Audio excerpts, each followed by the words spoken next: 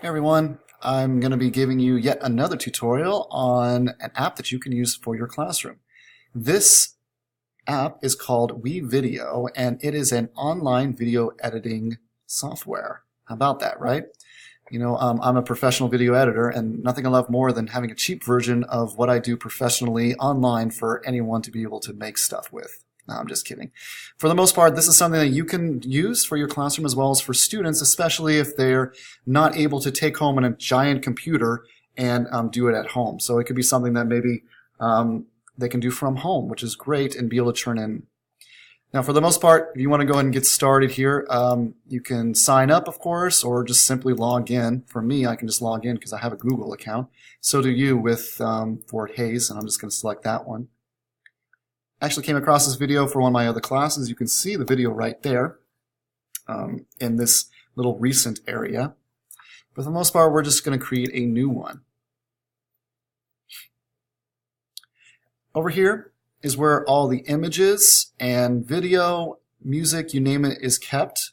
We also call that in the real world a bin.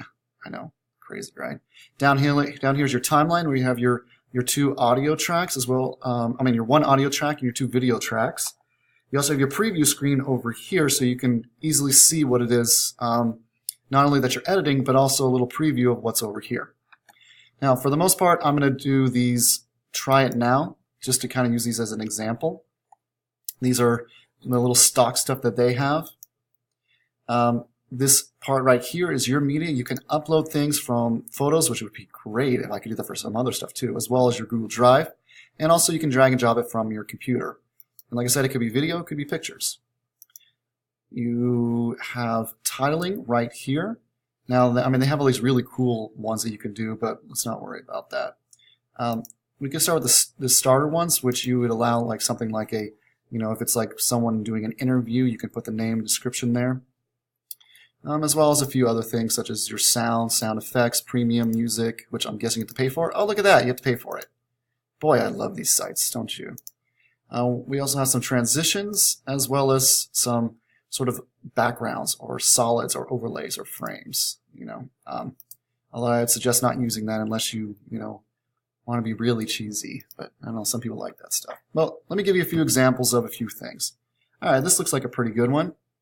Oh, look at us, we're beautiful people enjoying the beach. Wow, we're so cool and awesome. All right, sure, I guess I'll use that one. You could go ahead and put it onto your timeline, and there's a few different things that you can do there once it's there on your timeline. Okay, you can cut it either by dragging the end of it. Now it has to show up, see, like right there? See how that comes up like that? And then you just drag it over those little arrows. Or you could just simply go to where it is you want, cut it, select the other piece you want, and then delete it. There are different things that you can do with that for the most part, but that's sort of the basic. Now, there's a couple rules here that you do have to follow when it comes to this sort of stuff. For instance, whatever's on top is seen. So over here, if I was to put this over the top of this one, this is what I see. Now, if I move it, now when I go to that spot, it's back to these awesome, beautiful people here. As far as transitions go, if you want to move from one clip to the next for the most part, just pressing play or the space bar will just play your video and immediately cut to the next part. Wow, that's so amazing. God, I wish I could be there right now, right? You can add a transition that goes in between them. Now, this is just a little bit of a tip here. Don't ever use anything other than crossfade.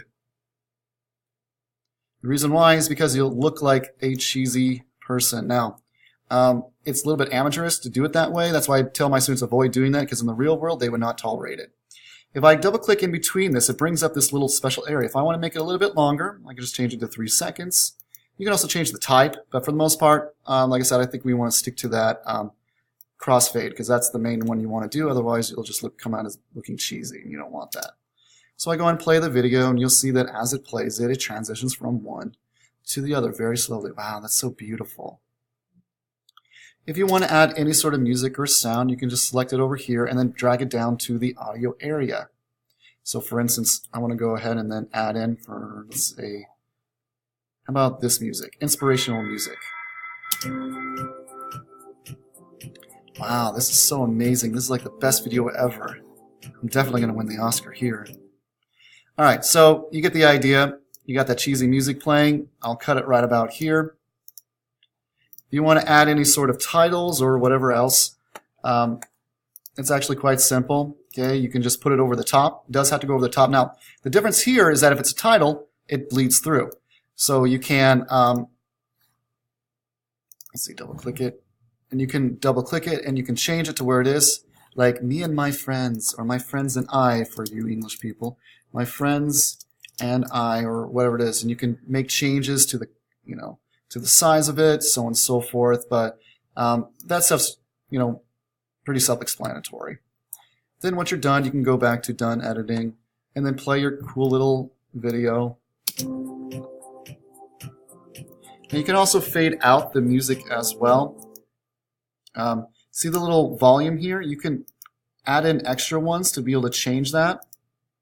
Now, there are different things that you can do. We can actually edit the clips and add in fade options as well. So if I want to fade out, I can do it like this. You'll notice that when it looks like on the screen now, when I do it, it fades to black. So let's say that you actually wanted to, fade a little bit, you wanted to actually fade out without having to use a transition. Okay, and so now when the music fades out, it fades out as well. And all I did was just, just poke that little line right there. So we have this nice little video playing. Wow, we're so cool.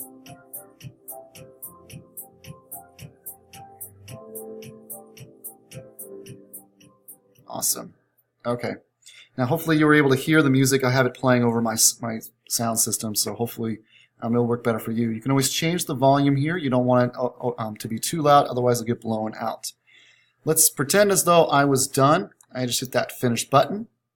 Now because I use the premium content, I'm not allowed to actually do it. But once it's done, it allows you to be able to embed it into different places, publish it to YouTube, you name it. You can do a lot of different things with it. So for the most part, it's actually not a bad program, especially if you are, needing something in a bind.